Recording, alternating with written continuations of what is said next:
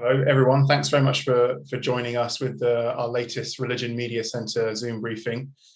Today's topic is the Census 2021, which is happening on the 21st of March, though I imagine many of you will have already received your forms and filled them in online, as it's happening online this year. What we're going to explore and discuss today is in particular the question about religion on the census. What does it mean? How long has it been there? What do we think the results might be? Why does it matter? And we've got a great panel of experts and academics and other speakers to discuss this. So on our panel today, we have David Voas. He's the Professor of Social Science at UCL and is one of the leading demographers and sociologists of religion in the UK. We've also got Andrew Copson, who's the Chief Executive of Humanists UK.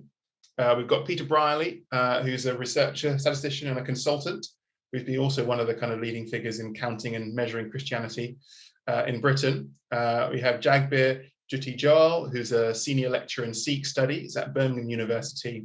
And last but not least, we have Leslie Francis, Professor of Religions and Psychology at Warwick University. I wonder if I can come to you first, Leslie. The religion question on the UK census is relatively new. This will only be the third time it's been asked after it was introduced in 2001. And I was told, correct me if I'm wrong, that you were actually involved in the decision to add the question back in 2001. Can you explain what led to the religion question first coming onto the census? Yes, indeed. Thank you. 2001 seems quite a long time ago, but it has set the context for why there is a religion question on the census and the way in which that question is currently shaped. Two things I ought to say about context, I suppose. First is that it is a census, and what is on that census is there as part of government responsibility to ensure the equitable distribution of resource in relationship to population. Religion acts as a social marker in that sense, and it is of the same kind of category as issues like sex, age, ethnicity, education. It is part of the social contours that's been captured. Now, the next bit of context is to be clear that's what is meant by religion when religion is put into that kind of framework. As a social scientist, I see religion as needing to be discussed in a number of different dimensions. There are dimensions to do with belief, dimensions to do with practice, but the census is not concerned to get into people's beliefs. It's not concerned to get into people's practices. The dimension that comes into the census is the dimension of religious affiliation. Religious affiliation is something that helps to define people's social identity. It's not a predictor of whether they believe certain things or a predictor of whether they practice certain things, but it is a way in which they conceive of themselves. And what I see as a social scientist is that self-assigned religious affiliation is a predictor of a number of important things that are of relevance to equitable distribution of resources in society. Even if those who assign themselves as, say, Christian, would not in another sense actually believe things that the Christian faith believes, or do things that the Christian faith might mandate, like pray and attend church. So that's the kind of question with which we're dealing, religious affiliation, and it's in a census. When I listen later to my colleague David about social attitude surveys, we see religion has a different range of conceptualization and a different capacity for measurement and complexity. So that's my context setting. Thank you. I think we're going to come back to that idea of how British social attitude surveys differ from the census. But I wanted to just kick off with a big question, really, which is, I think the thing that people often look at when they look for the results of the religion question is how many people say they are Christian, which is obviously by far the largest religious affiliation. So the first time we asked this question in 2001, it was 37 million people, which was 72%. 10 years ago, this dropped to 33 million people, or 59%. I wonder if I could put David on the spot. If you had to guess, what do you think this headline figure will be in 2021? We know that we're going to lose a couple of million Christians just through population replacement. So you can do a rough back of the envelope calculation. Something a bit in excess of 500,000 people die every year in England and Wales. So over the decade, we'll be losing in excess of 5 million. The vast majority of those will have described themselves as Christian on the last census, because upwards of 80% of people in their 70s and 80s do so identify. But they will be replaced in the population by young adults, a minority of whom call themselves Christian. So we'll lose a couple of million Christian just through those demographic factors, but that would only be sufficient to reduce the percentage from something like 59 to 56%. So the key question is whether there will be some people who last time might have called themselves Christian on the question and would now tick the no religion box. We did see a big drop of that sort in the last census, as you've just said. I'm a bit more doubtful that we'll see something of that scale this time round. With apologies for being a bit of a census nerd, it's important to realize just how important the context is with this sort of question. In 2001, I think the religion question was seen very much as a supplementary one on ethnicity. In 2011, that link was somewhat broken for a number of reasons, including the fact that in between the ethnicity and the religion question, you had questions about English language.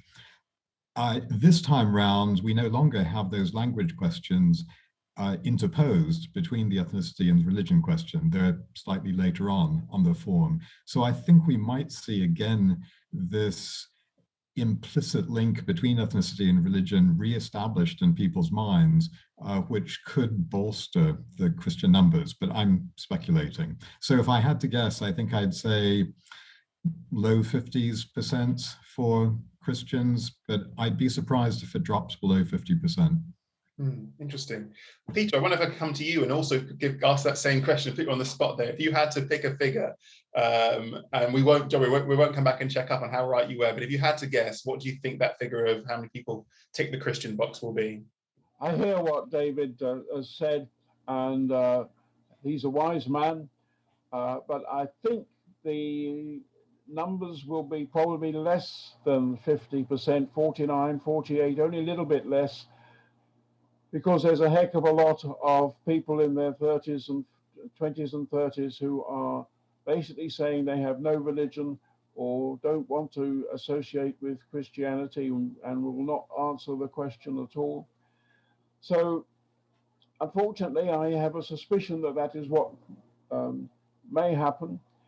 It would help enormously, I have to say though, if only the Office of National Statistics could be persuaded to include a breakdown by a denomination. And I think it would help also if on the actual questionnaire itself, or the listing, or the things that are asked, is they don't necessarily put Christian always at the beginning. They put it at the end or something, and do you have no religion? And I don't know whether they vary it from one computer thing to another and a proper sampling mechanism, but the way in which the question is asked is not totally neutral, and the lack of detail, which is not in the English and Welsh form, which is in the Scottish and the Northern Irish form, and is in other forms. The Australians break it down into 12 different denominations across the whole of the country. And that gives you a wonderful set of information across the years. Yes, it is a question which we need to modify, I think, and delve into a bit deeper. What do we mean by Christian? But to answer your basic question, Tim, I'm afraid I think it will go down to 48, 49. Thanks, Peter. I wanted to just dwell on this a little bit more because, as people have mentioned already, it's quite clear from other surveys, most notably the British Social Attitude Survey, that when in those surveys, significantly lower percentages of people describe themselves as Christians. That I saw in 2018. I think the BSA survey had only 38% of people saying they're Christians compared to what we had 59% in the last census. Could someone quickly explain to me why they think there is such this disparity between the census numbers and other kind of more regular polling or surveying? I think it's partly the type of question, the way the question is asked, who it is asked from.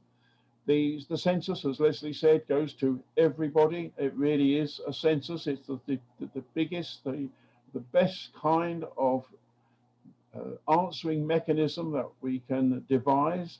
And in terms of basic results, it's as thorough as you could wish, and the ONS analyze it as thoroughly as you would want. Not whilst the NatCen does a brilliant job, and it does, its sampling mechanism is very thorough, very careful, and certainly very random, and it is very well done. It isn't quite the same, and a sampling mechanism does have a measure of variation attached to it, which a full census doesn't, in the sense. And therefore, whether it would be as big as 34%, which is what it is at the moment for Anglicans, or Christian rather, I don't know. I'm always suspicious because the question isn't asked and isn't exactly the same question, and you always have a variation if you ask a question in different ways. How far that is true in this case, I don't know. It's been very consistent with the BSA, that it's but. If I could jump in there, Peter rightly points to the difference in wording, which I think is really critical. So the British Social Attitudes Survey question is, do you regard yourself as belonging to a religious group? Now, that notion of belonging, I think, pushes people to think, oh, do I really belong? Am I a member of a church?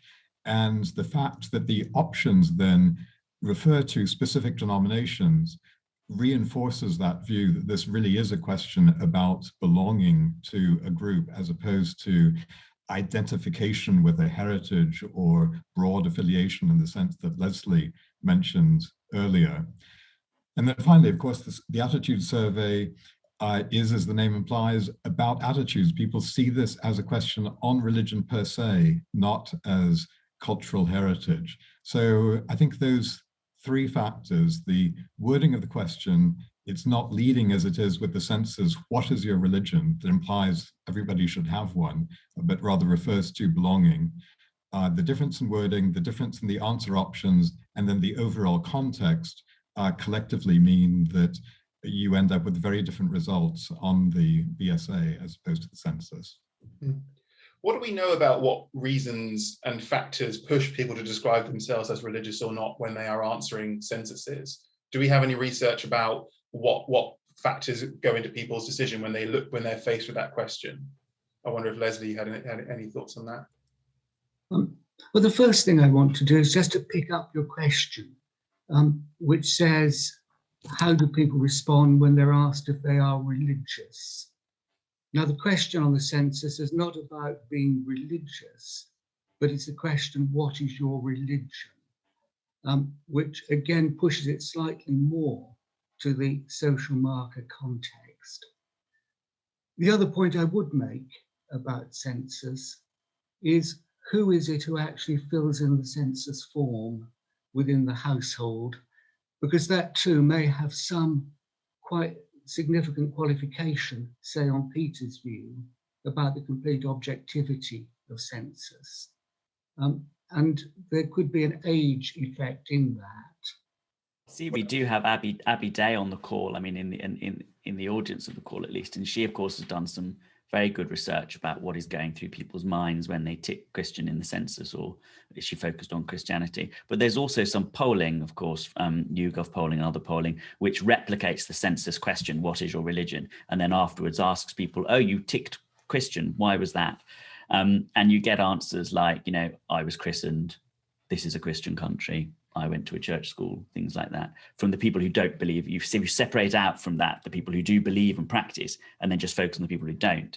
The self-reported reasons for why they ticked Christian in the what is your religion type question are things like that, largely measures of either upbringing or cultural affiliation.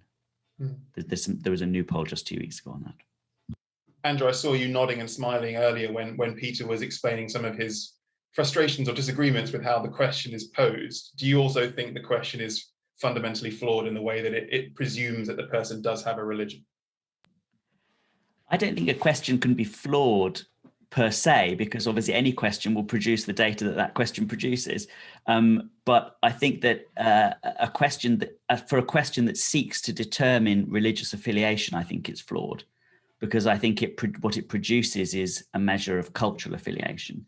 I think there are, and I base that partly on what I've just referred to, the reasons that people then give for why they ticked the Christian box, or equally it could be the Jewish or the Muslim or the Sikh box as well. So I think, I mean, when Leslie said that this is a question measuring self-assigned religious affiliation, I think that's, you know, that one way of putting it, but I would think it would be a more common sense way of putting it would be to say that it measured a sort of cultural affiliation to particular religions, because I don't think there's much religious about the affiliation of people who tick a religious box in the census. So that's what I would say about the question. I mean, the problem why we do the work we do on the census at Humanists UK is that the problem is how the data that's produced by the census question is then used and what it's treated as if it means. So the other thing that Leslie said, I think that was quite important, was that, you know, the point of a census and the point of gathering information on this type of affiliation is for policy formulation and the allocation of resources. And I've never seen an official use of census data on religion that treated it as if it was cultural affiliation. The uses of the data that I've seen in the last 15 or 16 years of working on areas around policy within the healthcare or the justice system or the education system or in the constitution, other aspects of public law, census data is routinely treated as if it is saying something about belief and practice and serious religious belonging.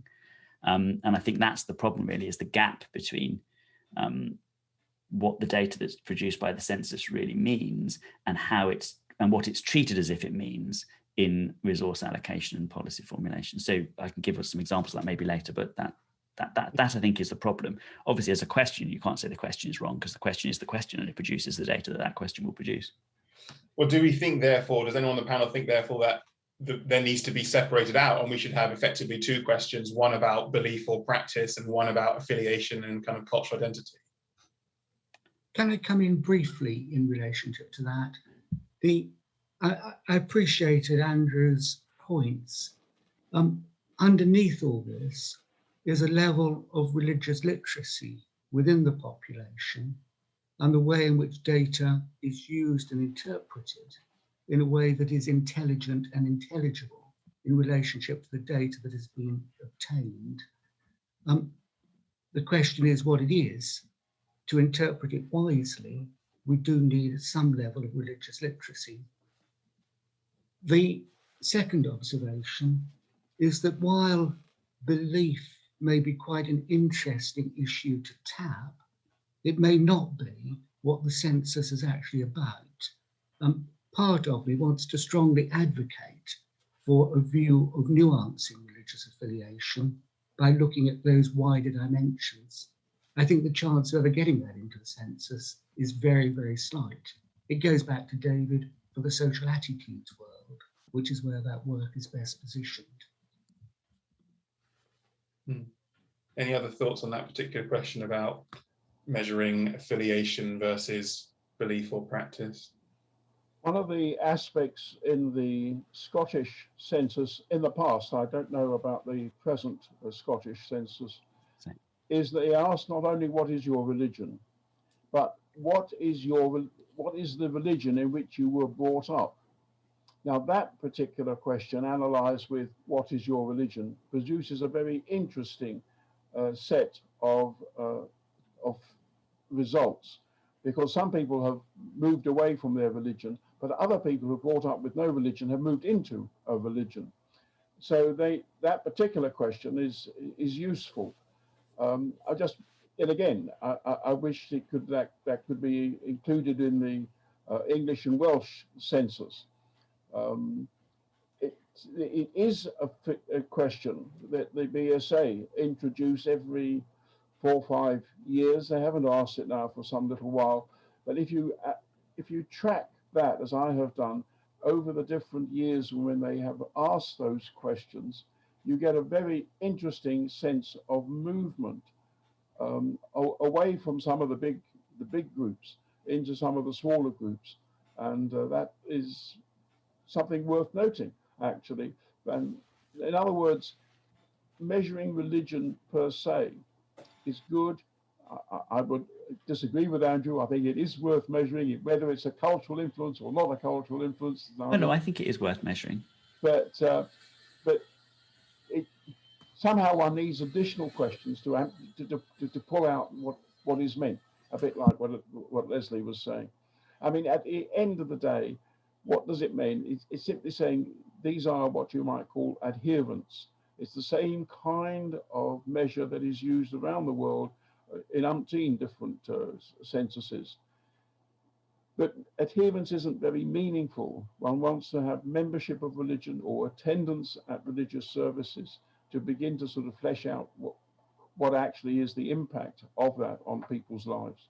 You know, as a quantitative social scientist who looks at religion, I would, in a sense, be delighted if we had further questions on religion in the census, but I think it's completely unrealistic to think that will happen. Even affiliation was a bit of a push. Other surveys are better vehicles for trying to measure religious commitment, which is in any case something that is very, very difficult to measure. I think the census question on religion has been extremely helpful in quantifying the size of religious minority groups, that is non-Christian groups. I think it has not been particularly helpful in terms of quantifying the mainstream Christian heritage population for many of the reasons that Andrew mentions. It's just interpreted in ways that are not, in fact, well suited to the question itself.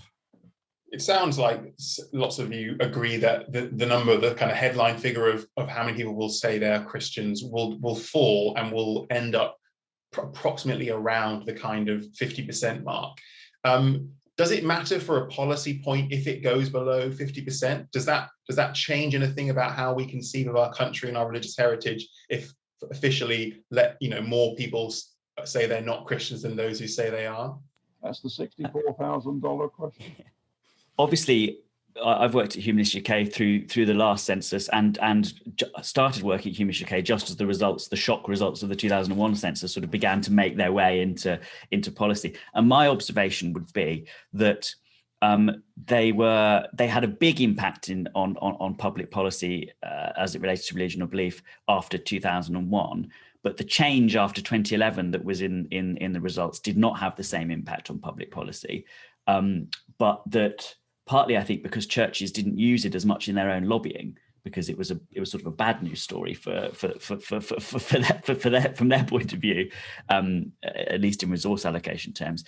But it is definitely the case that in the last 15 years that I've worked on public policy issues and worked with government departments or with local government, it's definitely the case that census data on religion has been used for serious purposes, and will continue to be so. Only last week, in Wales, there was a new curriculum bill passed, which for the first time, will put the responsibility on local authorities when they're determining the balance of worldviews to be studied in local RE curriculum, which now includes in Wales non-religious worldviews. That's one of the reforms. The balance of coverage in that curriculum will be determined, and it's in the law, with reference to local demography. Well, there's only, one source of official statistics for local demography, and that's the census. So, just when the NHS in England reviewed their provision of state-funded pastoral care in their hospitals, the way that they allocated resources and the way that trusts have to allocate resources in terms of to Christian chaplains or to non-religious pastoral carers or to take on sessional chaplains of other minority religions, they use census data to determine what their local population is. So, I mean, there are all sorts of ways in which any change in census data will lead to some changes in at least the outcomes of resource allocation, but whether they lead changes in public policy, I think is more dubious. They're far more likely, the data is far more likely to be used in the allocation of resources rather than in great policy decisions. I've only known census data to be used twice or cited twice at least in Parliament in the last 10 years in relation to big public policy questions. And they were both by the Church of England. One was the Bishop of Chelmsford when he justified having compulsory Christian worship in state schools in England by virtue of the census majority of Christians. And one was in 2011 on the same topic. So I don't think that the census results lead public policy, but they definitely dictate resource allocation outcomes locally and nationally in the areas where public policy intersects with religion or belief. And they can be very serious areas like, state-funded pastoral support, the balance of the school curriculum, other public law questions. So it'll have an effect, but I don't think it will have a, decisive effect if that changes. David. I think a really important point, if I may, just after Andrew is being raised, is partly the impact on public policy, but sometimes it's not so clear if there's a matter of policy as there is a matter of discourse. And this is my research as being qualitative, but I'm very delighted to see the Humanist YouGov survey that's just come out, which really underpins a lot of this. A lot of people say they are Christian on the census in order to mark themselves. And I don't think to say simply culture, it sounds very benign, but there's a dark side to this. There's a racist side to this. There's a side that is picked up in the sort of headlines that we are likely to see, what's happened to our Christian country. And that gets pushed quite hard amongst certain groups. And I think fuels a very dangerous discourse. And we can see the result of this. We can see what has happened in Europe and in the UK and in the US with the rise of the popular right and how they bring in a religion kind of out of nowhere. They bring it in and say, but we're a Christian country.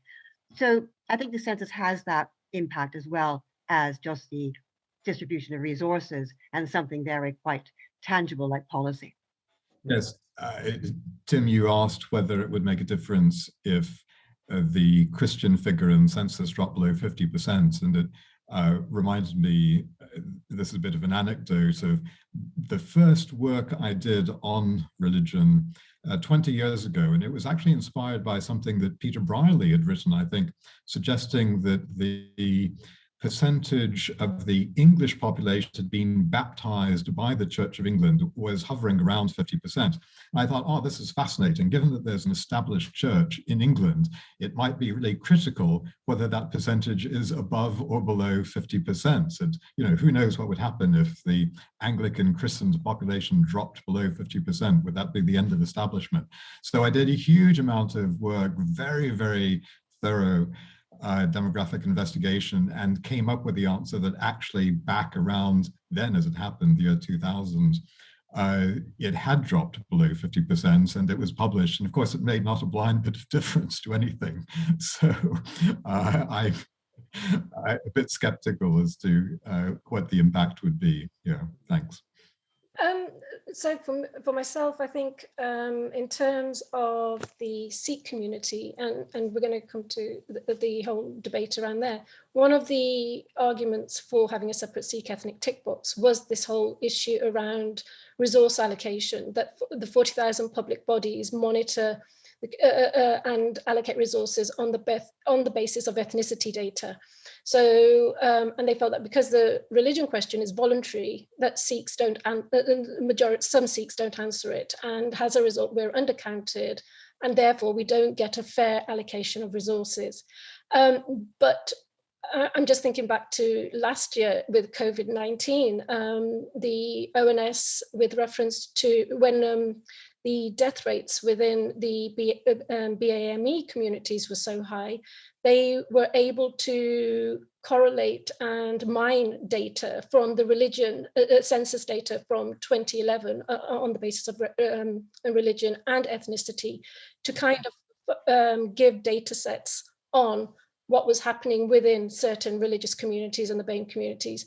So as a data set, it is important, and it can be, and if it is used and cross-referenced with ethnicity, it does have an important impact. And in terms of the resource allocation, I think for certain faith communities, it is important.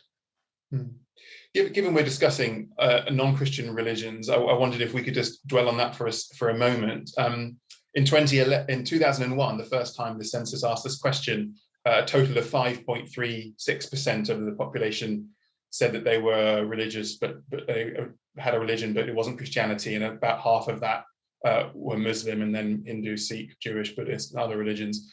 2011, that leapt up to 8.4%, and again, about half of that was Muslim. Would anyone care to make a view on what the figure of kind of non-Christian religions will be in 2021? Does anyone have any thoughts on that one? It's bound to be much greater. The number of immigrants who have come into this country from the EU especially is high, and not just the EU, but all the other countries of the world, really. The actual influx of overseas people into the UK has been huge. It's literally in 7 figures. Almost on an annual basis, we are increasing our population drastically, simply because we are allowing so many folk to come in, whether they come in for a permanent time or a partial time of a few years to study or to work or something. That's a different issue, but we have a lot of people who come in. Quite a few of those come from countries which are religious. And whilst that may not necessarily mean that transfers into the English census stuff, some of it will. I mean, supposing, for example, you came from Croatia to work here in the UK, and you struggle with English from Monday to Saturday. The chances are that you would go to a Croatian church, and then there's 7 new Croatian churches have been started by the Catholics in London alone in the last few years. If you went to, you would go to a Croatian church where they speak Croatian on the Sunday, even if you never went to church when you were in Croatia. So in other words, the input of what is happening actually could increase some of the religiosity, if that's the right word to use, of some of the folk who are coming here. But we've had lots and lots and lots of people, millions of people who have come, 4, 5, 6, 7, 8, 9 million. I mean, the figures have been published by ONS, and they are incredible at the rate of increase of the number of folk who come in here, come to the UK, and their religious element is bound to be part of the whole picture of things. So yes, I would see it increasing quite substantially. Are there any other thoughts on the increase in non-Christian religions? Just as an observation with reference to the Sikh community, I think it will be higher this time because we have seen over the last decade or so an increase of Sikhs coming through the European context, so traveling and moving to Europe and then coming over into the UK. So the number will be higher this time. Both what Peter and Jagbir have said is, of course, very, very true. I'd just add that the reason for the increase this time around will be not just recent immigration, but the youth of the population. So the Muslim population in particular is very young. It if you like, has a very broad base in the population pyramid, and that will slowly work its way up through the pyramid, taking a larger and larger share. So even if immigration were to stop tomorrow, or for that matter, even had it stopped 10 years ago, we would still be seeing an increase in the non-Christian share of the population, simply for reasons of population momentum. Thanks. That's very true. David has studied that in great detail, and very importantly, and the Muslim size of family, for example, is much greater than, say, the Christian size of family. So that also is another factor. I want to come back to you quickly, Jagbir, just to delve into a little bit more deeply on the Sikh context, because I'm sure some of our listeners might be aware, but some of them won't, that some Sikh activists, both last time round in 2011 and this time, tried to persuade the ONS to actually offer Sikh as an ethnic category alongside a tick box in the religion question, where they weren't successful. But could you explain a bit more about what that whole debate is about? Yeah, so it's a very divisive debate within the community. Since the early 2000s, a particular Sikh organisation has been campaigning for ONS to include a separate Sikh ethnic tick box within the census, arguing that the Sikhs are an ethnic group, as defined by the Mandla versus Dowley case in 1983, within which Sikhs were defined as an ethnicity with reference to the 1976 Race Relations Act. So it's a very legal, complicated situation that which they've drawn on, and I have problems with the definition of ethnicity that they drew on, which was from a 1972 case from New Zealand, I think it was. And their argument was that the census data is used by, as I've mentioned before, the 40,000 public bodies within the UK.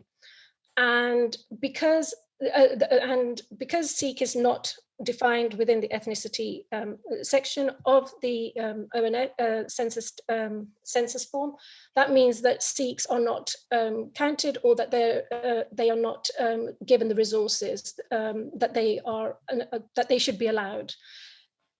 As a result, they in 2010 campaigned for the inclusion of the separate Sikh ethnicity tick box. And they tried to enlist the Jewish community into a legal case to be brought onto ONS. They failed in that attempt. After 2011, the census, they have been campaigning since then to have another separate Sikh ethnicity tick box for the 2021 census. And they failed again. They've had 3 judicial reviews. They failed last year, just in November, with this issue. Now, one of the things that they have said is that the Sikhs are undercounted. They don't get the resources, and they've never been really able to manage. They've never really managed to prove their case on those issues. Religion-wise, there are about, in the 2011 census, there were about 423,000 Sikhs who ticked the religion tick box. Their argument was that 83,000 Sikhs ticked the religion and ethnicity tick box, so that there was a demand within the community for a Sikh ethnicity tick box. But if you were to break that down, 76,000 of those also ticked the religion box, and only 6,000 defined themselves only by the ethnicity tick box. So when they were talking about that there's been an undercount of Sikhs, they really didn't make their case. In terms of the allocation of resources and the discrimination against the community by public bodies, that hasn't been really provided in terms of evidence. So in that sense, it's been complicated, but what we do have in the current census is that in the ethnicity section, there is that option under other to type in Sikh. So so they will be able to type it in.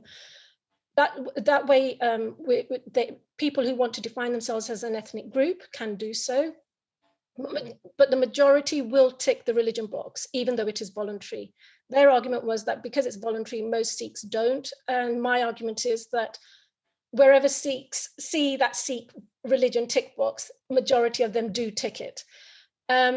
So that's the whole argument is based on around the allocation and the monitoring of the Sikh community. And I think also there's another issue there, that some people say that it's got something to do with that some Sikhs do not want to define themselves as Indian. That goes into a whole nother minefield of issues and everything. But it will be interesting to see with this census whether more Sikhs do in the ethnicity section tick other and put in Sikh as a protest vote in terms of, with reference to what's going on in India with the farmers' protests and everything. So there's a complex, there's a complexity of issues that are at play here for the current census, but also in why the certain Sikh groups were fighting for that separate tick box. And one thing I think I should argue is that they kept saying that ONS that Sikhs were being undercounted, but all the tests that ONS did, even like the 2017 test that they did to find out whether Sikhs are undercounted, proved that Sikhs do tick the Sikh religion and the ethnicity tick box, so that demonstrated that there was no undercount. Andrew, I think you wanted to come in on this one. Well, I did, and just to make it clear, because I know that there's very many complicated political dimensions and sides to what Jagbir has just said, but certainly Humanists UK was one of those who were arguing to the ONS ahead of the 2011 census on the Census Diversity Advisory Group, for example, that there was a case for putting a Sikh ethnicity box. I've got members who are Sikhs, right? There are Humanists UK members who are Sikhs who want to be able to tick the no religion box in the religion question and Sikh in the ethnicity question. And I've got Jewish members the same, who want the same opportunity to be able to tick Jewish ethnicity and to be able to tick no religion in the religion question. At the moment, those people can't do that. And I wasn't persuaded by the focus groups and testing that the ONS did to persuade us that that wasn't necessary. But I think it is necessary. And I think in the future, we'll have to find a way also to deal with, like you say, the growing number of people who tick a Muslim box and really understanding what that means. Because although it's true that at the moment, as both David and Leslie have said, that the census is a much better indicator of religious affiliation for non-Christian religious people than it is for census Christians. That will change over time. You know, as for example, the Muslim population increases, which it will, there will develop, there already is this already has happened, but it will develop even further, a great breadth of belief and affiliation and practice within that population. So it could be that, you know, Muslim will become as unhelpful a category in census data terms as Christian now is for telling us anything important about policy and resources or the nature of our country. And so I think that, you know, although adding Sikh and Jewish as ethnicity tick boxes wouldn't deal with the question of the counting of Muslims, I think it is a good way to just nuance the data a bit more and give people the opportunity to express their ethnicity separate from their religious affiliation if they wanted to do it. But I'm not wading into the Punjabi questions and the political questions and the questions about India in saying that. That's a quite separate point from the campaigns that Jagbir is referring to. Yeah, so I think one thing I would say is that as a Sikh is a religion, it's a way of life. There are Sikhs from various different ethnic backgrounds. And if you were to have Sikh as the ethnicity, how do we deal with Sikhs who have converted into? No, I think you'd have both. I think you'd have Sikh religion box and a Sikh ethnicity box. Yeah, so you could tick white English and Sikh, you know. Yeah, so there's all those kinds of complex debates which haven't been done. And I think one of the issues that was really highlighted with this whole Sikh ethnic tick box debate is when it is a lobby issue by particular groups, and how sometimes then ONS doesn't do a proper engagement with the wider community. And I think that's where I was coming from, that the debate wasn't nuanced and the representation from the wider community was not met. So yeah, it's a very problematic issue, but the issue for 2021 is that the Sikh ethnicity is that you can type it in, and we'll see what the responses are. I just want to, we've only got about 10, 12 minutes left, and I want to give an opportunity for some of our guests to to ask questions of the panel. But just very quickly, before we move on to that, the other kind of big figure that people will be looking out for is how many people will tick the no religion box. So very quickly, in 2001, it was 15%. 2011, it leapt up to 25%. Could I have a very quick kind of speed round? What do people guess or speculate we might see numbers ticking no religion in 2021? I think that what David said about the, not least the ordering of the questions, I think is very persuasive. I mean, I think that it will depend on how many people tick no religion rather than skipping the question. You know, because a lot of people who skipped the question reported later in surveys that if they ticked something, they would have ticked no religion, right? And so I think it'll depend on that. I think that the restoration of the link in people's minds between ethnicity and religion, in that the religion question now directly follows the ethnicity question, I think could have a really big impact, because the context of this question really matters. So I think you know, it won't go up as much as it should. Peter, would you put your neck on the line and give us a figure? That's a false argument. I'm sure it will go up a bit, but the percentage who have not answered the question, being 7% for the last two censuses, and probably be about the same, I would think. But the percentage who have no religion is likely to increase, because the number of millennials in the population has increased, and that most of those have no religion, and the number will increase by a few percentage points at least, I would think.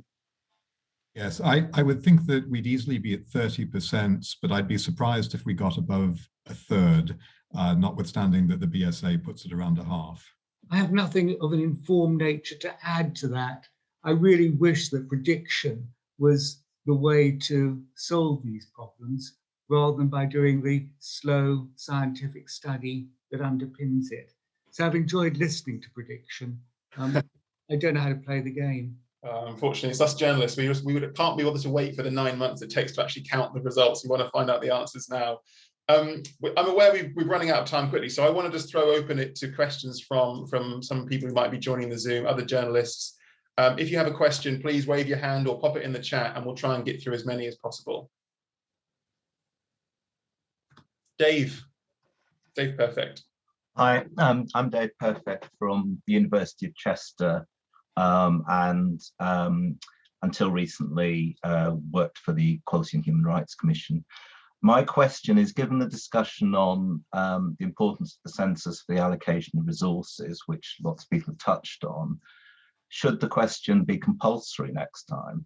And would this in practice make any difference if it was a compulsory question rather than the voluntary one? Thank you. I think it should be a compulsory question. Yeah. I agree. I think because it's a protected characteristic under the equalities legislation, I think it should be compulsory. And for those who do not wish to declare the answer, they could say, there could be an option, do not wish to say, as well as the no religion as point there. Anyway. I think it would be very controversial to make it compulsory. The Jewish community put forward strong arguments back in before the 2001 census. Oddly, the religion question was unique up until this time in being voluntary, but it's now been joined by a couple of other voluntary questions on sexual orientation and gender identity. So I think we're actually heading in the other direction. The census has become so politicized, and we're actually seeing questions of attitudes and values on it that are voluntary. I don't see it being made compulsory. Yeah, my own position on this is that I recall why it was made voluntary, and it was because of a reading of the Census Act. I took the reading of the Census Act as being an inappropriate reading, that what the religion question is not about anything other than that of a social marker, and therefore properly fits into the provision of the Census Act. So I would like to see it not voluntary. But again, it's a matter of religious literacy.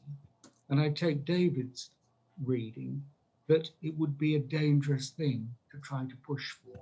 I believe it's mistaken, but nonetheless wise. I agree with both Leslie and David. I don't think it should be a compulsory question. It is not compulsory in the large majority of other countries' censuses either. And I agree with David that the Jewish issue is very important. In the Northern Ireland census in 1981, when you would expect there to be a large number of Roman Catholics, this was in the height of the Troubles, the Roman Catholic numbers dropped significantly. If you look at the graph, it goes down and then goes up again. Why? Because people didn't want to identify as Roman Catholics. And the same kind of argument would happen if it was compulsory. People would say that, oh, I'm a Moonite, or I'm a Jupiterite, or I'm anything else, but rather than one of the stated religions. So I don't think it would work. Of course, in Northern Ireland, I remember there was tragically a census collector who was murdered by the IRA for daring to walk through a neighborhood and try and collect census forms then. Right, any more questions from the journalists on the call, or others academics who want to weigh in? Andrew Brown. I'm interested in Andrew Copson's arguments about this doesn't tell us what people really believe, it only tells us their cultural affiliations. But sure, but it's the cultural affiliations that politicians need to know, because they're what drive politics. We've just lived through the Brexit referendum, which was entirely a matter of the primacy of cultural affiliation over argument and belief. And so I can't see why the humanists are so hung up on a measurement of belonging rather than one of, or indeed affiliation rather than belief. Well, all the time in the last, like I say, in the last 16 years, every time I've seen census data used in policy formulation or resource allocation, it hasn't been used as if it is data on cultural affiliation. So that's why, Andrew. How would policy be changed if you were measuring beliefs rather than affiliation? Policy wouldn't be changed, but resource allocation would. And it's resource allocation where census data is used. So if let's take the example of the curriculum, if the law says that the local RE curriculum has to reflect the local demography, right, of religious and non-religious views, as it does now in Wales, for example, and you're sitting down as the writers of this syllabus, or even as the teachers of it, and trying to obey your duties under the law to reflect the local demography, obviously it matters if the only data that you've got to use in your teaching about beliefs and values is not data about the local demography of beliefs and values, but is in fact local data about cultural affiliation. So obviously that matters. And if you're trying to allocate chaplaincy resources, for example, obviously it matters whether or not you actually believe in X, Y, or Z, if the institution has a legal obligation to provide you with the like-minded pastoral care that it has the obligation to provide you with. Cultural affiliation data doesn't help them in meeting your needs as the beneficiary of that pastoral care. Data about your beliefs and your practices might help them, but cultural affiliation data doesn't. So I'm not against collecting data on cultural affiliation. I'm certainly not. I like all the data possible, as much data as possible. But what I've seen personally, and I can't think of any counterexample from the last 20 years, what I've always personally seen in my work and in the media and in Hansard is census data used as if it is saying something about belief and practice. And it's hardly ever used, never used in my experience, as being about cultural affiliation. So I don't. That's the point. The point is, and I spend the other 9 years of each decade encouraging, policymakers to treat it as if it is data on cultural or religious affiliation. But that's not how it's used. So that's the essence of of Humanists UK's as well as policy in view. We've got time for one last brief question. Ruth. I read somewhere that this was going to be the last census for all the difficulties that everyone's been outlining today. Is that true? Yes, though we thought so last time, and then in the end they did decide to have another census, so I wouldn't be completely certain. I mean, it's very, very difficult to replace the census in a context where we don't have a national identification system. There's no population register or any prospect of getting anything similar. The ONS has been doing a huge amount of research over more than a decade on trying to find administrative data sources and other solutions to replace the census. It is an extremely expensive undertaking, and I don't think it will last forever, but it's not easy to replace in the UK.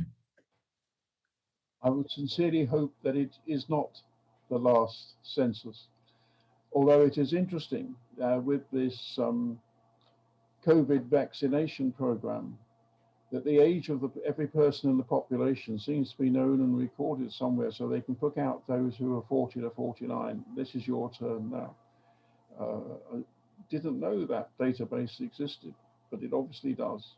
And maybe there are other databases that exist which we don't know about as well, which could be used as alternatives. But it comes back to the issue, what is the census for?